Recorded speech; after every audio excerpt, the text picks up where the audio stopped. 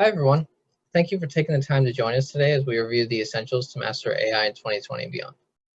Today, we will examine the state of AI in 2020 and identify action items you need to complete to ensure AI success in a fast-moving digital world. By the end of this session, you will understand the current capabilities of AI, what steps you can take today to set your organization up for AI success, and how to form a compelling AI business case. Presenting today is Isak Bosman, the AI solution lead at Technossus.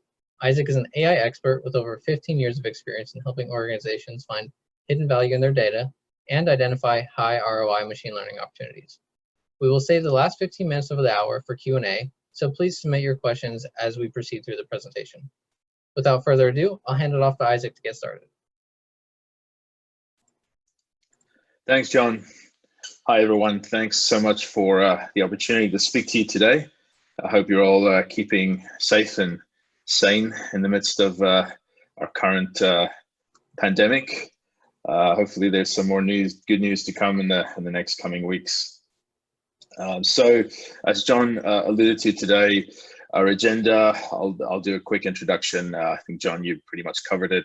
We're going to talk about what is artificial intelligence. Obviously, it's a pretty broad term that gets thrown around in many different contexts. So we want to try and define that, and it kind of alludes to the specific area of AI that we'll be diving into, which is namely deep learning. And then also we're going to look at some AI trends in 2020 and beyond. And then finally sort of close off with how do you take advantage of that today? How do you succeed in 2020 when it comes to AI specifically? So as John mentioned, I've got 15 years experience in this field.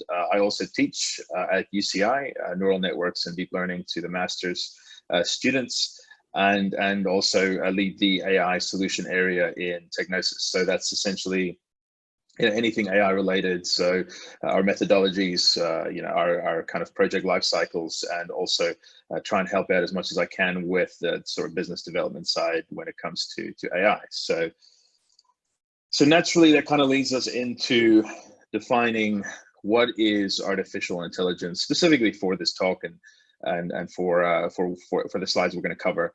Like I mentioned, there's just so many different kind of contexts for what AI is, what is artificial, and some people see it as a sort of a singularity where there's this machine that is more powerful than human intelligence.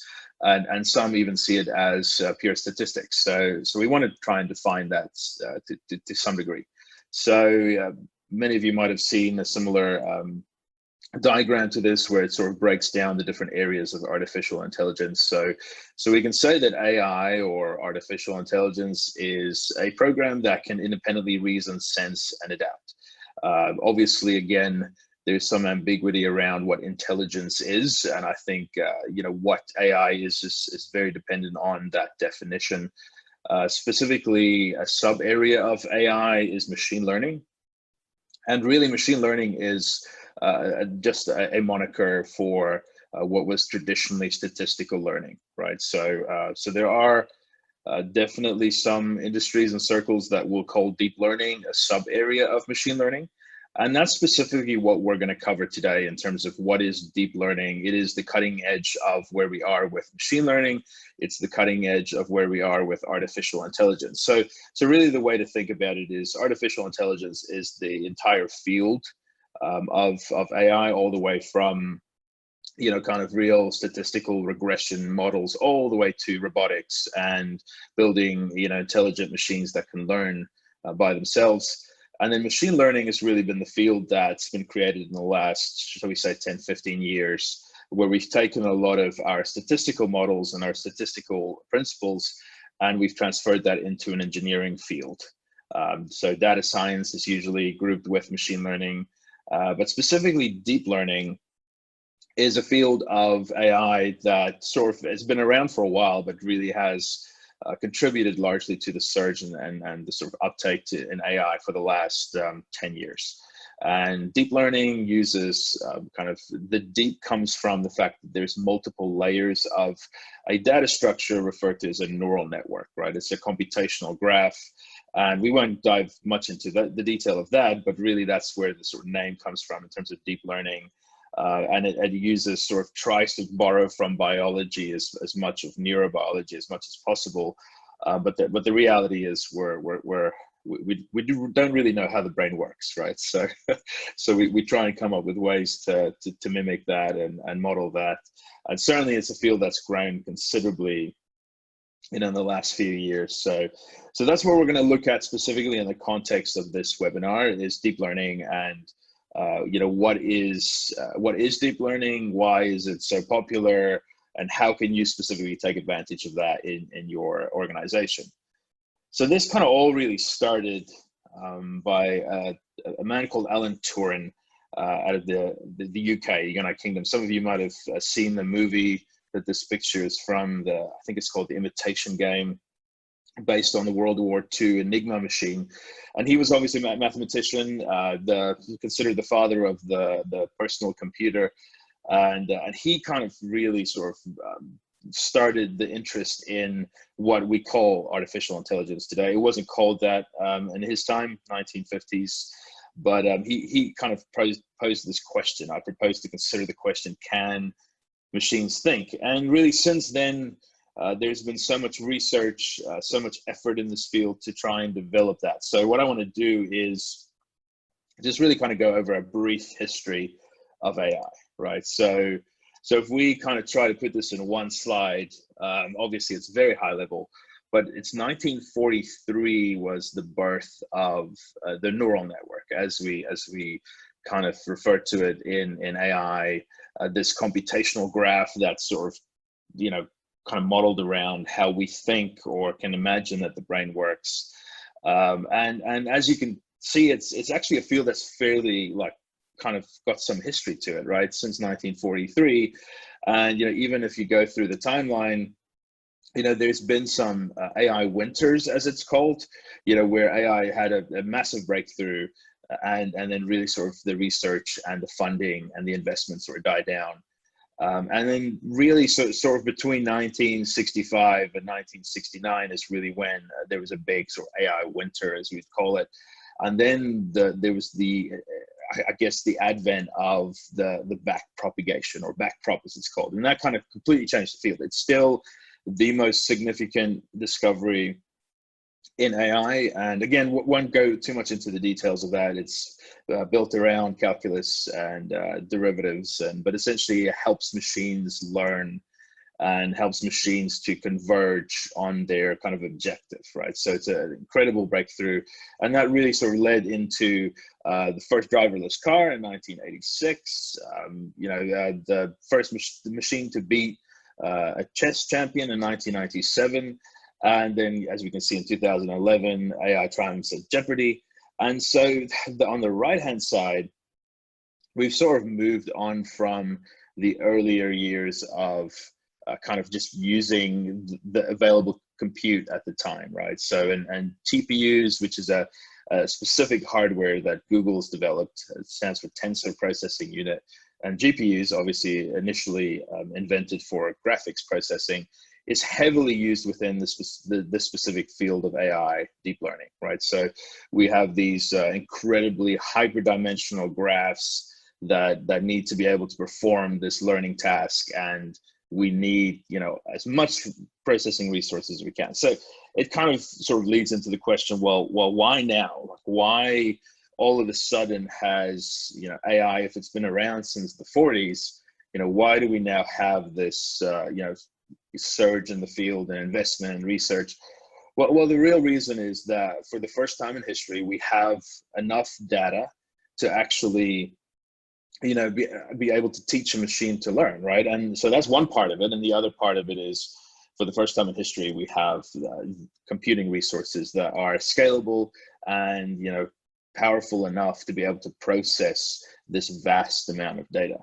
So it kind of the whole hype and kind of definition around AI is sometimes quite vague.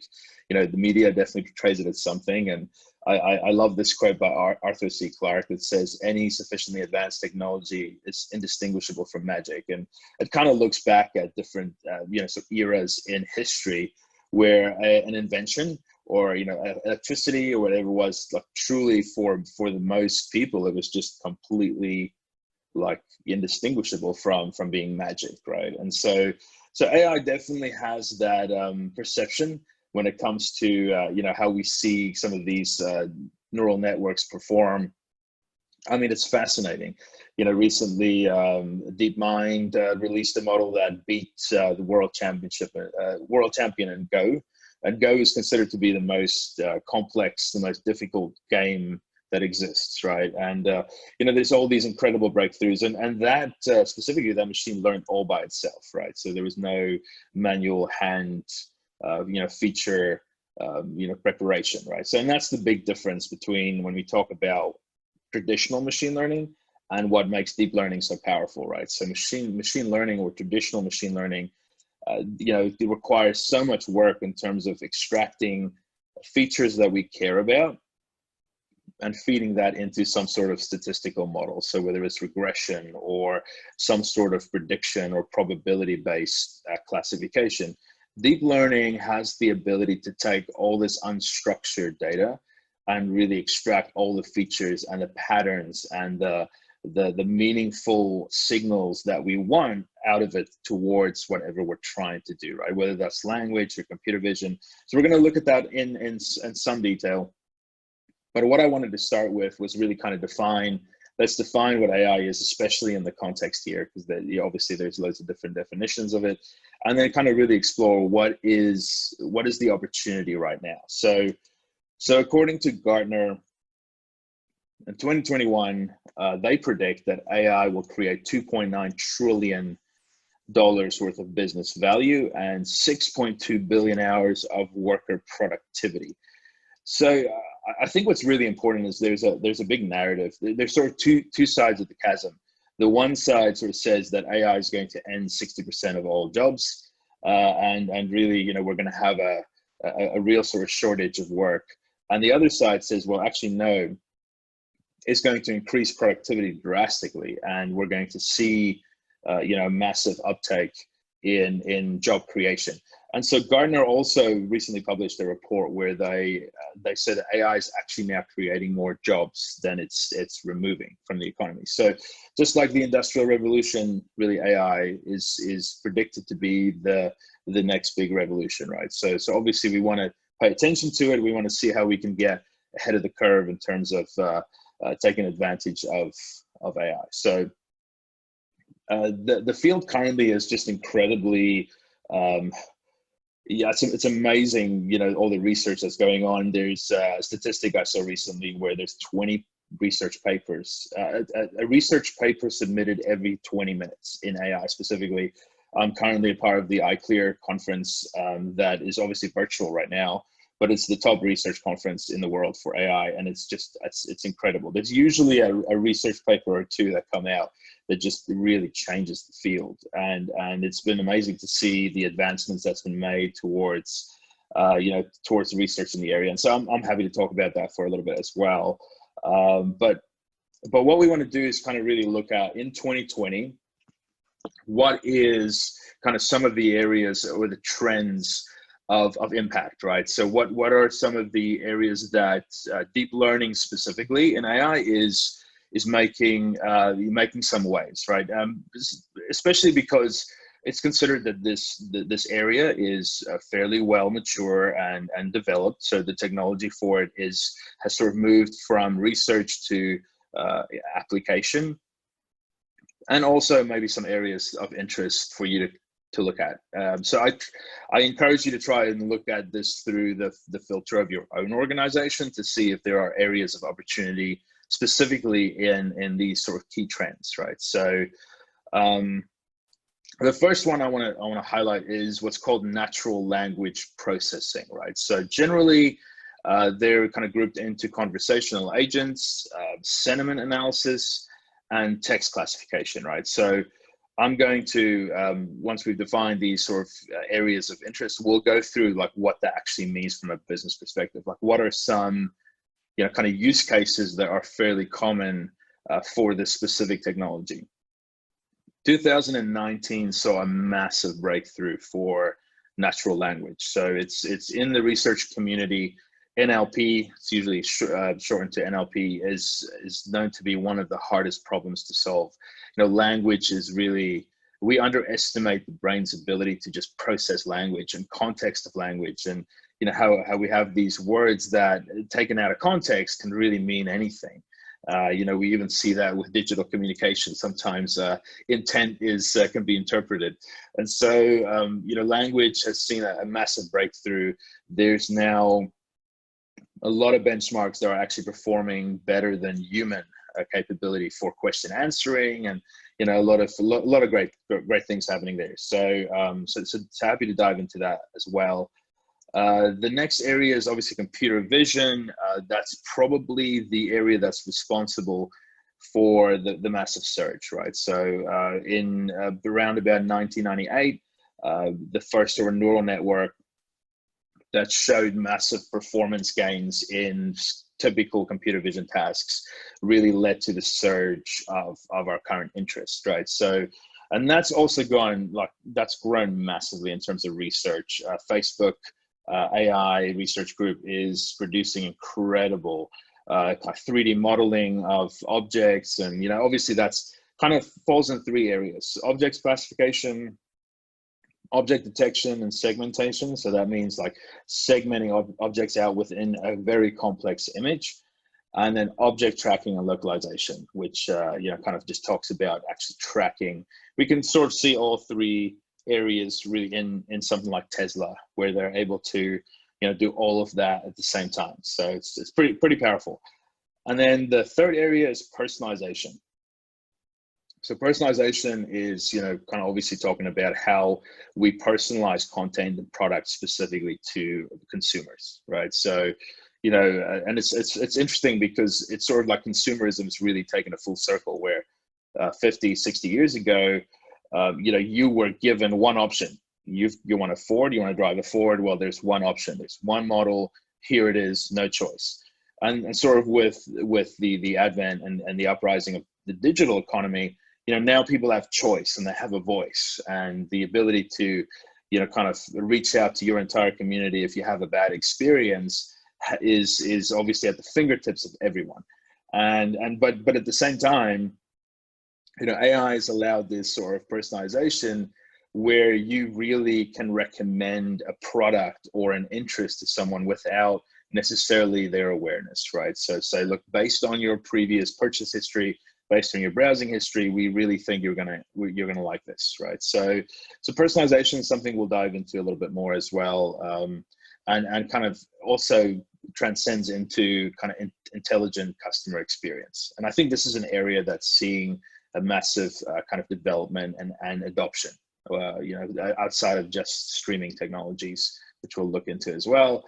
And then the last area is this decision augmentation. So it's not an official, kind of sub area or vertical in AI, but it's sort of a grouping of this ability to use artificial intelligence, deep learning to augment decisions, right? And that's one of the areas, especially this year, that's seeing a massive amount of research.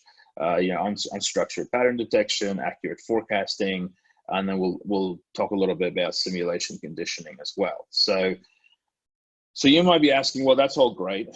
These four areas are wonderful, but what does it mean to me, right? So let's look at a few kind of use cases in these four areas that kind of might help to put this into context for your own organization. So the first one is NLP, as we covered, which is teaching machines to speak.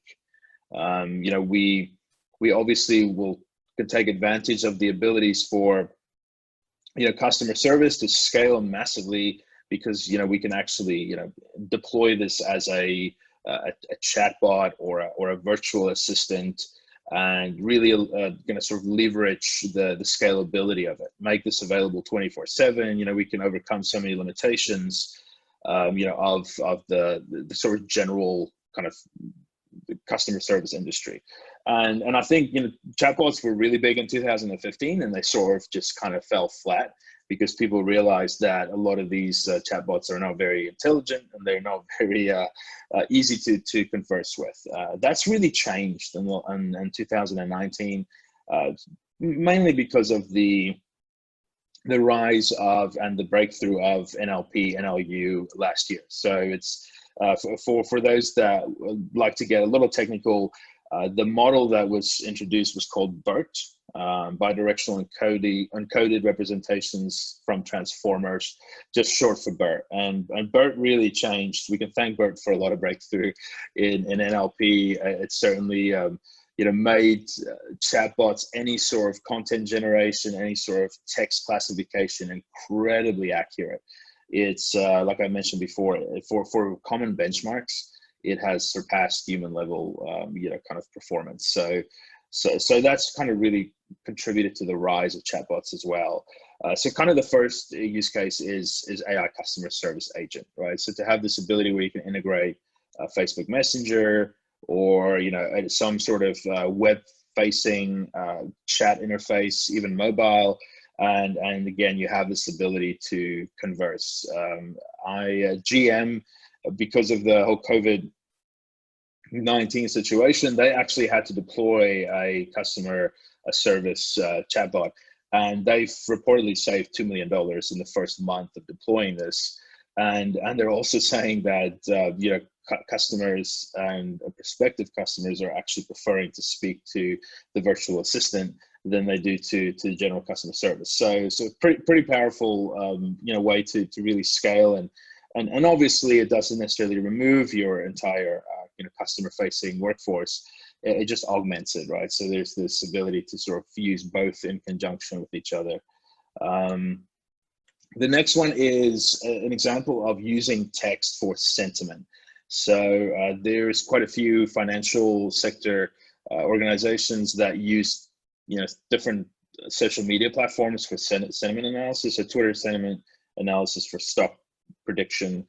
It's sort of old news now. They've definitely moved on from that now. They're able to process massive amounts of news feeds and loads of different platforms to actually get sentiment. So sentiment is really just the ability to classify a piece of text to actually be good or bad, and it ranges from literally positive to negative to 10, 15 different classifications, where you can get really fine-grained to say, well, this is somewhat negative, yes, it's really positive, or no, it's not great. And as you can imagine, there's loads of different workflows that adds to that ability. So I say undisclosed hedge fund, it's not really disclosed, and how much they make, who knows, right? They don't really disclose their secrets, but that's one use case. And so again, put that through the filter of your own organization. Is there any workflows, any use cases for analyzing sentiment?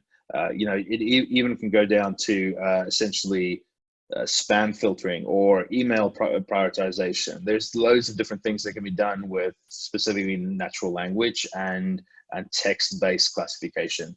And the last one I wanted to highlight in this specific area is intelligent lead classification. So HBR is seeing 50% increase in leads and appointments, 60% cost reduction, and 70% call time reductions in their kind of lead classification that they use for, and specifically with deep learning.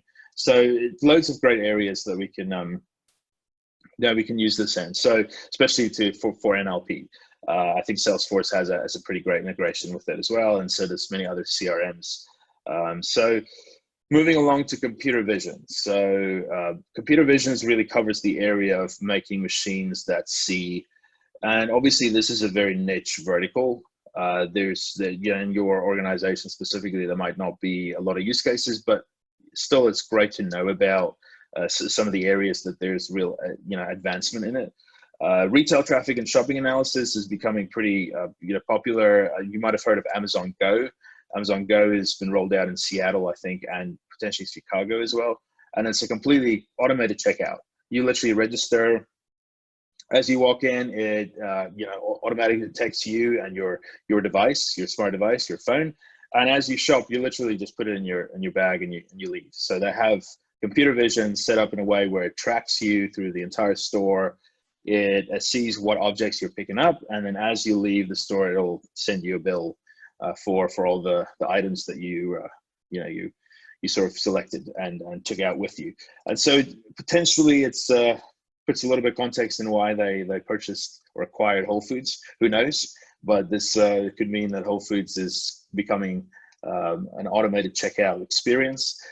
And then the other use case I wanted to highlight, which is very relevant to our current situation. Obviously, there's a lot of talk about contact tracing. How do we track that? How do we measure that?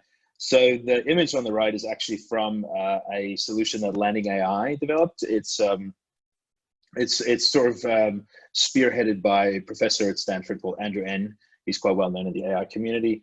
And they've developed this solution where you can actually, and it's actually a video. So I encourage you to read up on it. It's quite an interactive video where you can see as people are moving forward, like it can actually detect how far people are from each other. So there's all these incredible capabilities from a computer vision perspective that you can see in terms of tracking and localizing and identifying objects.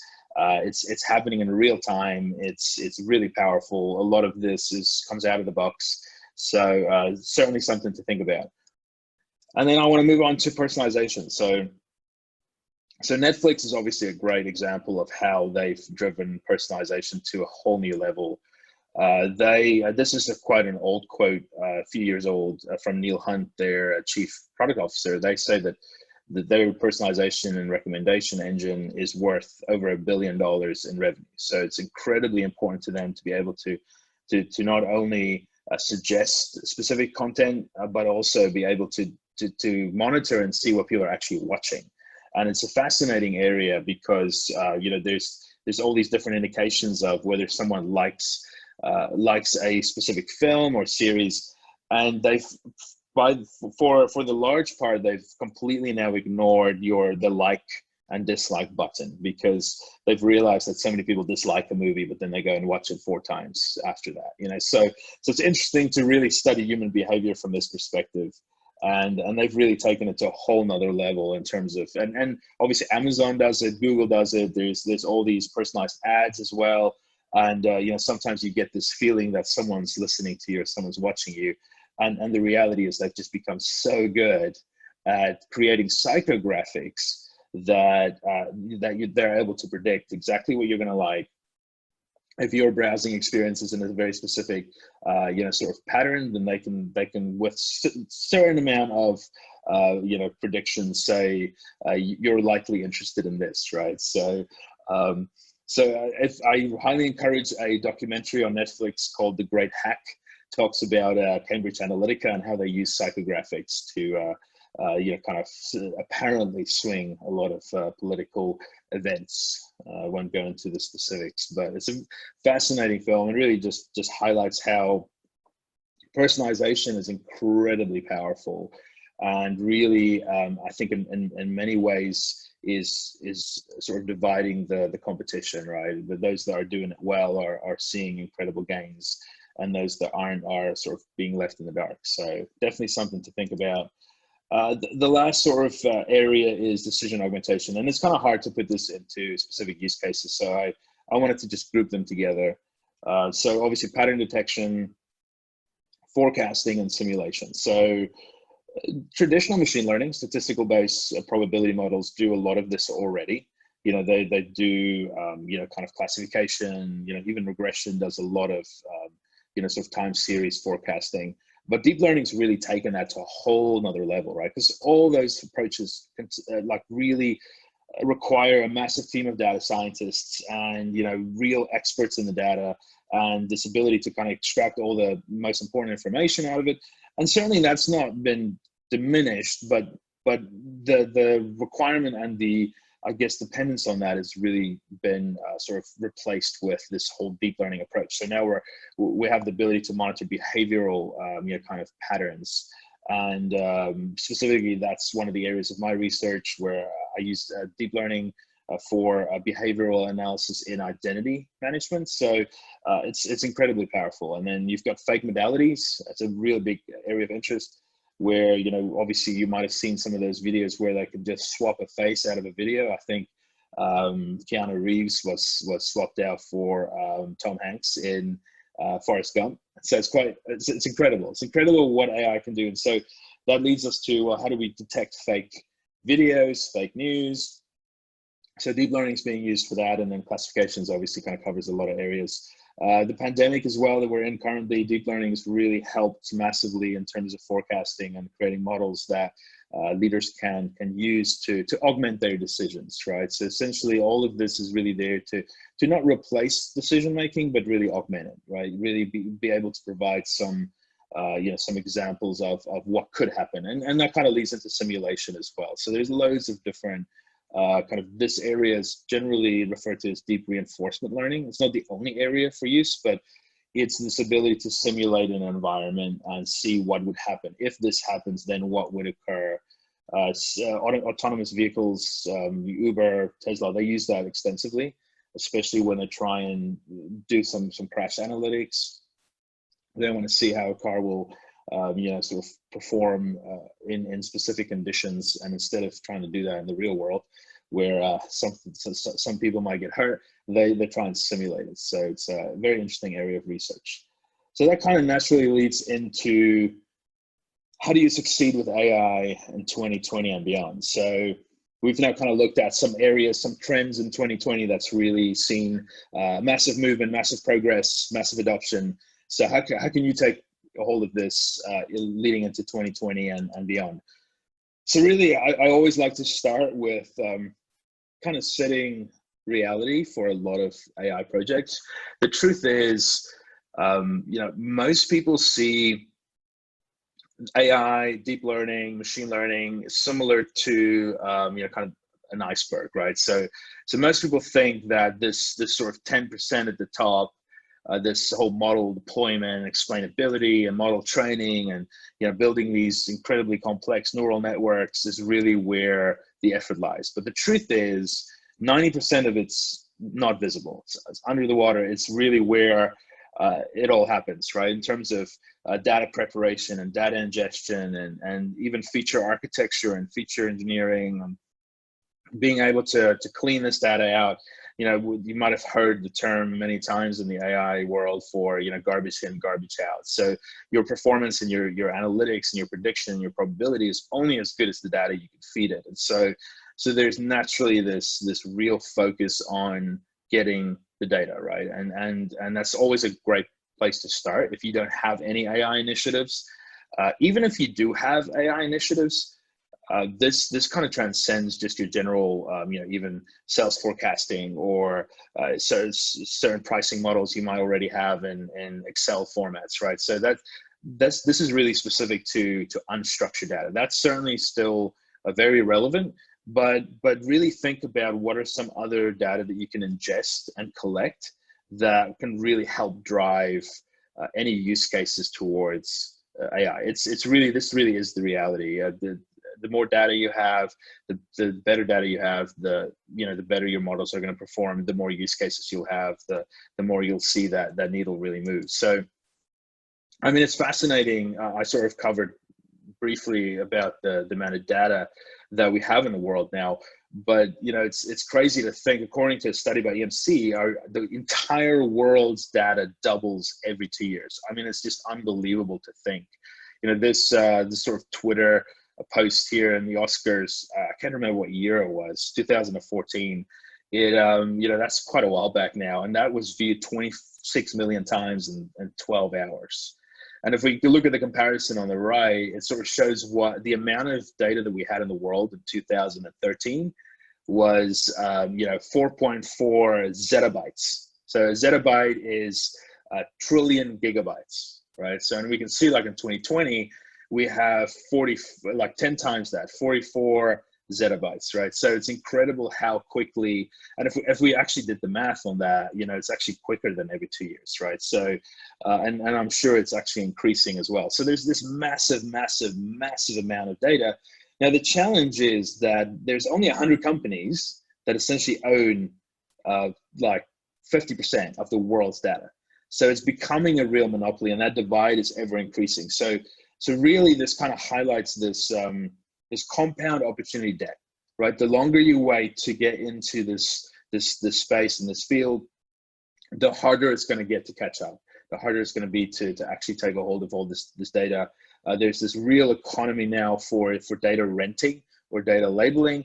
And there's a lot of research in encrypting all this training data. So organizations might find themselves in a position where you have to pay a lot of money to be able to just rent relevant data if you're not already collecting it. So the first thing you can do kind of leads into the data warehouse has really been replaced by the data lake, right? So, and really the big difference there is, instead of doing this entire ETL process before you store it, it's really the other way around, right? It's extract, load, transform. ELT is really the big movement. So there's all these data stores that are now allow you to just really kind of almost dump all this information into an unstructured format, and you have the ability to really just kind of extract it from there. So this whole idea of store data as fact, it can never change. When it's in the data lake, it can never change. We can aggregate it out of that, but really we want to try and ingest as much of that. And the main reason for that is ingestion now is fairly resilient. So we have these tools like Kafka and Flink that are open source tools, and they're deployed by most cloud providers. They're very stable. They've been around for a long time, and they have this ability to be resilient, meaning they do auto backups. If there's any redundancy, they take care of all of that for you. The other thing that's really happened is storage has become really cheap, right? So comparatively to store massive amounts of data in like I've used the example of Amazon S3 or Azure Blob Storage, it's pretty incredible what we can do now in terms of just really storing all that data for a fairly low amount of cost.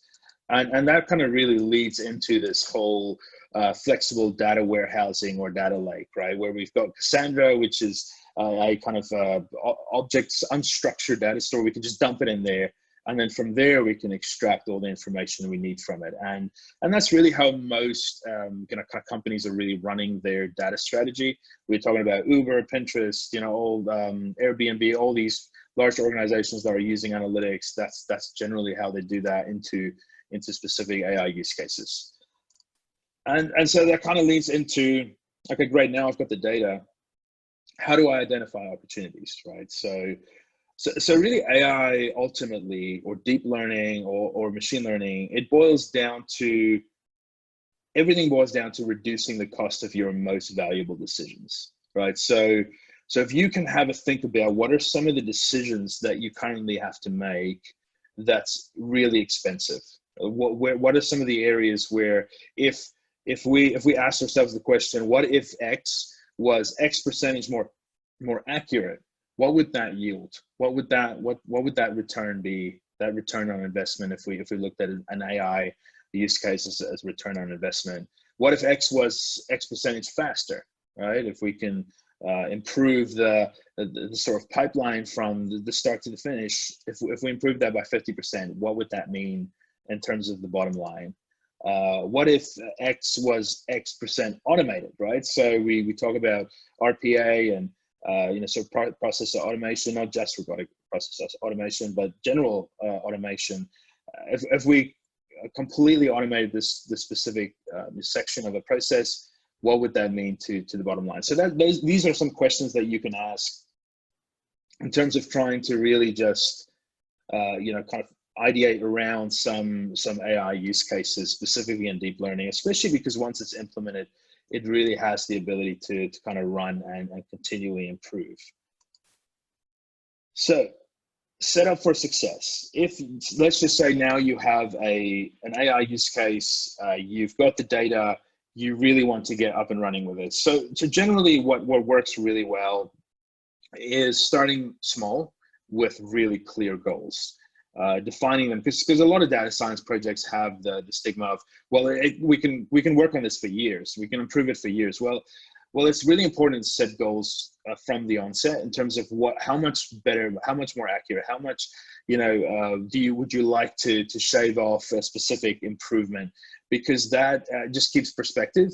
And it also tries to identify sort of that place of diminishing returns, where to get the final 2% might take 6 months, but to get almost there will take 2 weeks, right? So also treat it like a software project and let it conform to your existing methodologies, whether that's Agile, Scrum, whatever sort of methodology you use in your organization, it's really important to manage these in the same way, and then also naturally set kind of definitive milestones, right? So that's some strategies in terms of success.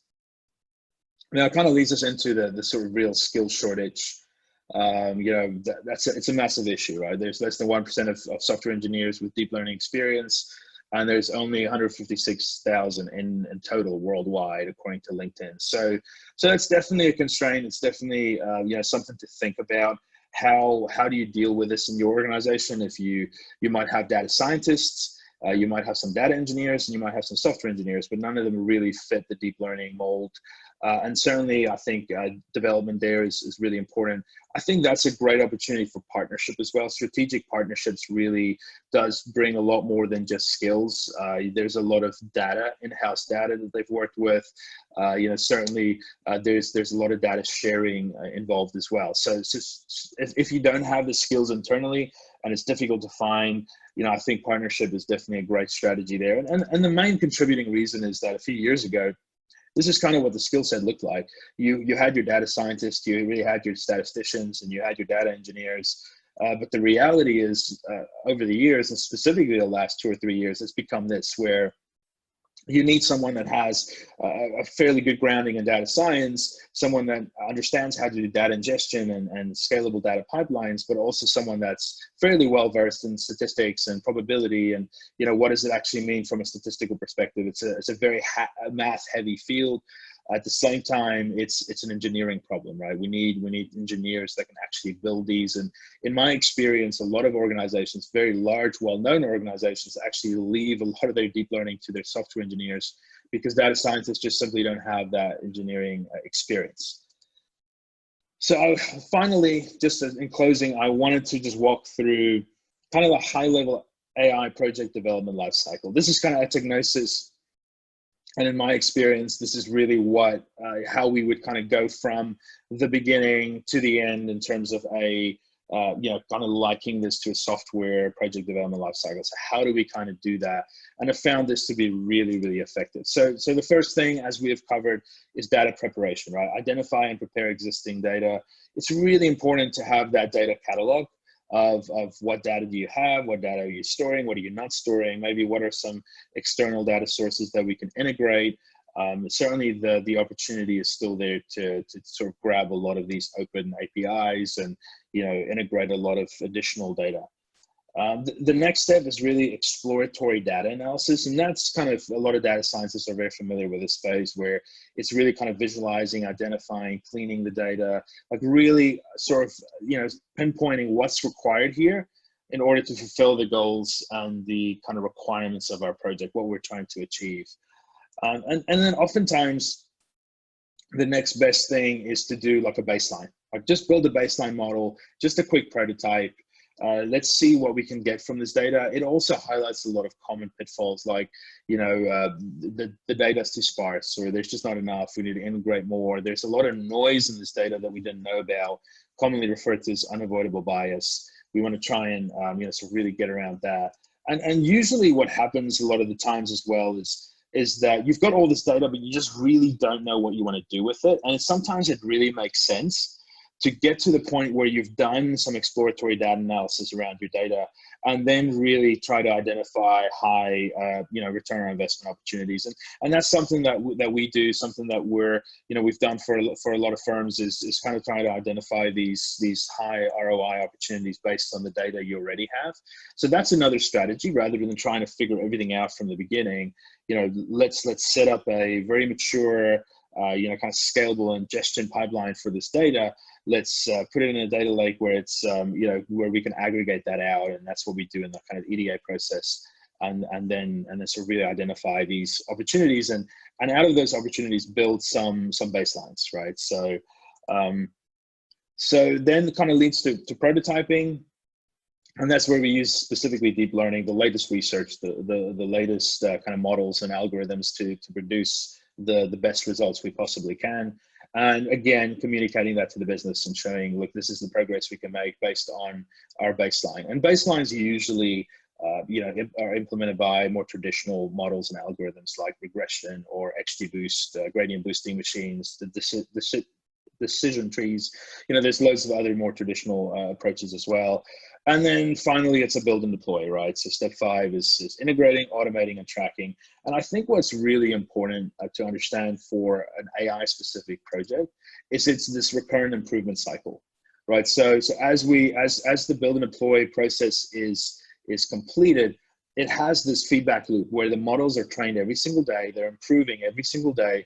As the data come in, as more insight is added to the data, these models keep improving, right? So it's this real kind of, sometimes it's also called active learning. So as users, as organizations are updating specific data, it kind of improves the model empirically, every single day. So that's kind of like the overall process for kind of like a high-level AI project that we've seen to be really successful.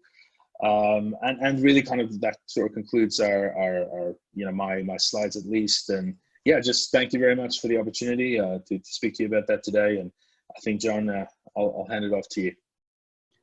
Thank you. Thank you for the insightful and educational presentation, Isaac. We'll now begin the Q&A session. If you would prefer to ask your questions via voice instead of text, please raise your hand and I can unmute you to speak. We're going to kick it off with this question. Isaac, I thought the point you made about the lack of deep learning experience worldwide was really interesting.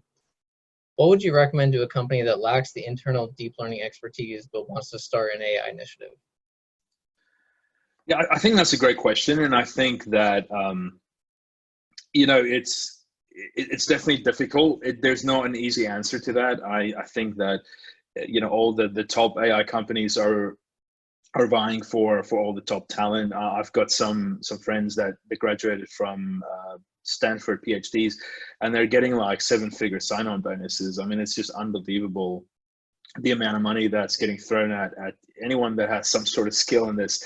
So I think, honestly, the best strategy often is just to partner with, a firm like Technossus. There's obviously other firms as well that do AI and specialize in specific verticals in AI, but a lot of these firms have obviously got the skill set internally, and they've done some projects with success. So you really get that from day one.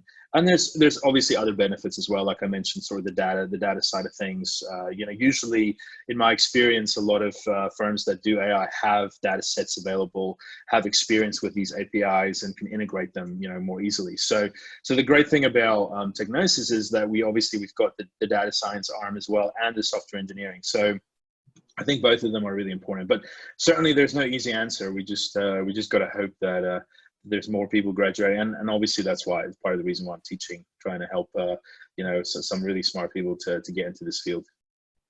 That makes sense. Can you show the AI lifecycle slide again? Sure. Awesome. Yeah, someone requested to be able to see that. I'll move on to another question. So what are some common misconceptions about AI and how it can be applied? What are some fears that are somewhat unfounded in the AI community? I mean, the most common one, obviously, is that AI is going to take over the world, right? And we're going to get to this point of singularity where, humans become slaves to robots, right? So I think, one of the slides I showed where, this technology does seem indistinguishable from magic at times. The truth is, and I'm really quoting someone I respect in the research community, Michael I. Jordan, not the basketball Jordan. He's been an expert in the field for 30+ years, and his view is we're probably about 500, 600 years away from that point if we ever get there, right? So we're just so far away from any sort of machine that just auto learns, and I kind of prefer that view versus others that say we're right around the corner, like Elon Musk. I think he thinks we'll probably be there next year. So I kind of feel like it's still far away, but it doesn't diminish the power of some of the breakthroughs we're seeing right now. But I think that's one of the misconceptions, is that we could just throw all this data to an AI model and it's just going to automatically learn. There's still a lot of hard work. There's a lot of expertise that goes into actually developing these use cases. That makes a lot of sense. So for professional service businesses, is AI used to best to identify potential clients or to replace actual work product? I think both, right? So again, if we try and put that through the filter of kind of reducing the cost of our most valuable decisions, right? And so sometimes that contributes to the profit center of a business or the cost center, right? So we're trying to reduce expenditure, and so we can use AI for that. And so, but also sometimes it contributes to the profit center where we're trying to identify, kind of business opportunities, more sales, we want more conversions. So I think it really helps both sides, and sort of really general and very, very, very general terms. When we're trying to reduce the cost center, it's usually automation. And when we want to increase our profit center, it's usually decision augmentation, where we're trying to implement some processes, some technology to really help and augment our existing practice. I hope that answers the question. Yeah, I think so. I mean, I think it kind of shows the versatility of AI, and it really depends on what the goal that you're trying to accomplish is there. Mm-hmm. Another question: what are some strategies for training models when you don't have enough training data? How do you fill those gaps? Yeah, that's a great question. I think that obviously there's a strategy around trying to incorporate third-party data. So there's obviously a lot of open data sets. Most large research universities and colleges have a lot of data. Kaggle is a fantastic platform. It's specifically for data scientists, but they now have thousands and thousands of data sets that you can use to add to that.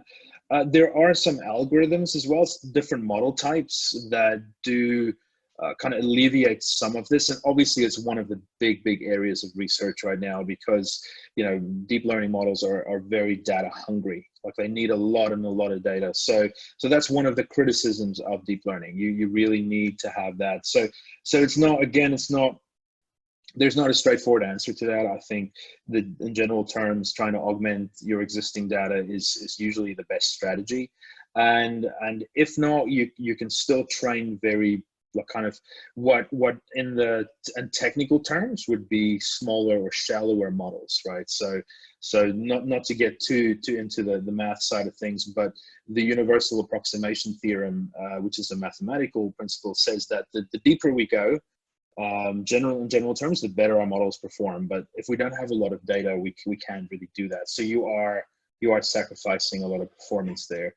But I always suggest start small, start with a small model, see what you can do with that data, and see if you can augment it. That makes sense. Then you can kind of grow it from there once you at least get started on that path. Exactly. So, where do you see AI, machine learning, and deep learning evolving in the next 5 years? Growing into new places, or really striking new capabilities? Yeah, I think that certainly from my perspective, I obviously am heavily involved in the research side of things, and I mentioned iClear as well. There's about 600 research papers that gets reviewed there generally every year, and there's a massive focus on a field called meta learning. And meta learning is this ability for machines to learn by themselves, right? So to use their existing learning capabilities and sort of iterate over that. A similar field, deep reinforcement learning, where machines interact with their environment, and there's been incredible breakthrough in terms of that side of things. So I do see it really moving that way, where we're trying to alleviate this issue of needing massive amounts of data, and it getting to the point where we can really automate a lot of the learning and really see incredible different breakthroughs in, if we look just even in health, right? There's so much breakthrough in cancer detection. And if we can teach machines to learn by themselves, they might come up with answers that we just never thought of. So I see it moving that way. I think that it's going to augment, everyone's jobs. I think it's definitely going to change the world. I don't think there's any other technology that's come before that's likely going to change it like AI will. But also the great thing about that is as we automate things, human touch is going to become the ultimate luxury. Right, so because humans as such is going to become expensive, right? So a lot we take for granted now, if you want a human personal assistant, it's potentially going to cost a lot of money because we have all these other systems that can automate a lot of that. So I kind of, sort of a few different predictions I have and trends I'm seeing. I hope I'm being clear enough about that. Yeah, that's really great. I mean, I think one part about that that's kind of inspiring and very interesting is it almost seems like it'll take a lot of the human bias out of things, and even take the human training out of things, and be able to kind of do things itself, which is very interesting. Yeah, that's a great point. Great point. And then, we'll just end off with this last question. So, do you see a market for AI training, or how saturated is the current educational market for AI? I think that there's certainly a lot of effort, in terms of trying to upskill developers. Deep Learning.ai was started by Andrew N. I think he's actually one of the founders of Coursera as well.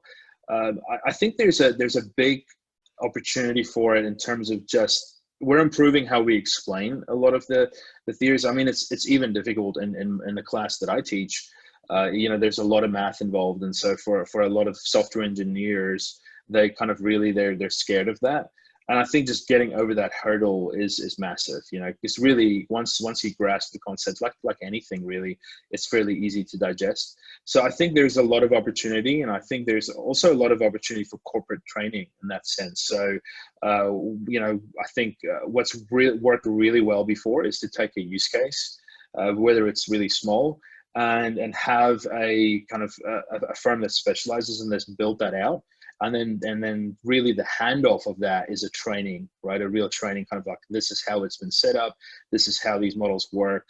But definitely, I think it's an opportunity space, right? There's a lot of, unfortunately, like I mentioned before, statistics, data science, and software engineering, so sort of the three fields that are really kind of merging into one for the deep learning side of things. And really, it's difficult to find people that are good at all three, right? So so I think definitely there's great opportunity. Cool, that's cool. And I'm sure that'll change as this new trend progresses of having to combine those three skills, right? More people are going to grow up or be educated with those, so that'll definitely change. Absolutely. And then one question here. So given the unpredictable nature of either complexity of data or outcome from the AI, if you're using a traditional methodologies to manage a project, what approach should you use to keep executives informed?